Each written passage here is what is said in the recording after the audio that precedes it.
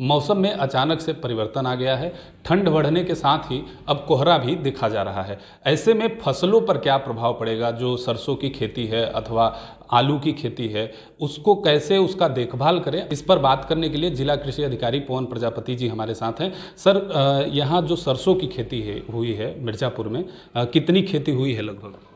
जो हम लोगों का लक्ष्य था 2685 हेक्टेयर का था, लेकिन इस वर्ष लगभग दुगना हो गया है। सरसों का जो रकबा हो गया लगभग दुगना हो गया है।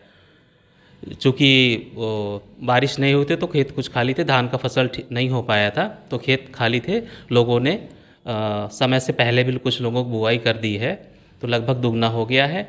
अभी तत्काल का अगर रिपोर्ट ले तो 50% फसल में फली भी आ चुकी है। अब मौसम में जबकि परिवर्तन आ गया है और कोहरा देखा जा रहा है, तो इससे सरसों के खेती पर अथवा जो गेहूं की खेती हुई है उस पर क्या प्रभाव पड़ेगा फसलों पर?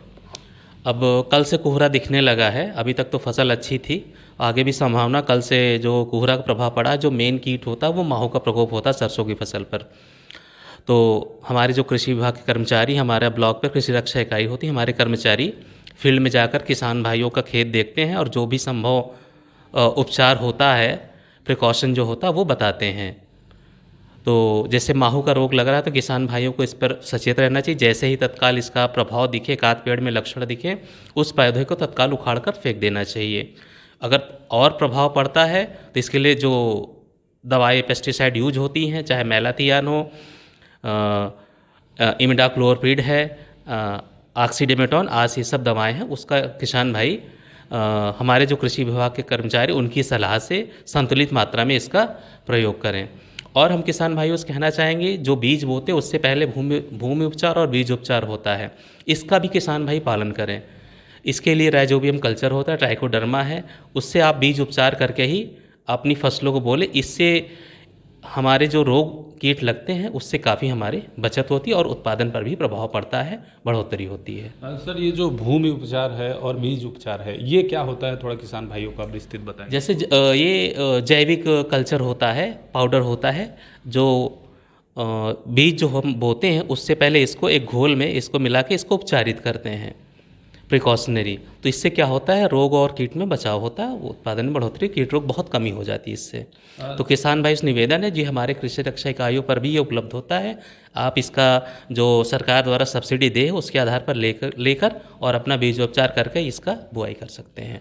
जिन खेतों में, फसलों में यदि किसान भाइयों को समस्या होती है तो ऐसे में कृषि विभाग द्वारा क्या उनको जो दिया जाता है कि उनको लाभ क्या दिया जाता है, वो कहाँ संपर्क करें, इसके बारे में बताइए।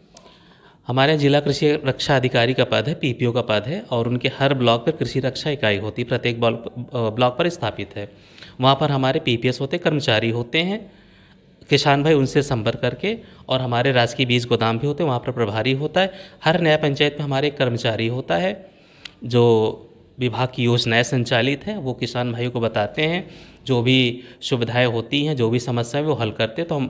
तो जहाँ भी समस्या होती है, किसान भाई जो है हमारे कर्मचारी संपर्क करके, ब्लॉक पे संपर्क करके अपने खेत का निरीक्षण करवाकर जो भी उपचार होता है हमारे बताते हैं। अगर वहाँ नहीं होता तो फिर हमारे स्तर पर आता है, हम लोग भी बताते हैं। उसके अलावा हमारे यहाँ ज़िले पर कृषि विज्ञान केंद्र होता है। कृषि विज्ञान केंद्र पर हमारे वैज्ञानिक होते हैं, हम लोग उनसे भी राय मशवरा करके उसका सलूशन, समस्या का समाधान कराते हैं। और समय समय पर वैज्ञानिकों के द्वारा पेपर में भी जो कीट और रोग लगते हैं उनसे बचाव के लिए उपचार, ये पेपर में विज्ञापन प्रकाशित कराते हैं। तो जिन किसान भाइयों को ऐसी समस्याएं जिनके फसलों में होती है, तो ऐसे में ब्लॉक पर संपर्क करके और फसलों को देखभाल कर सकते हैं और उनको बचा सकते हैं।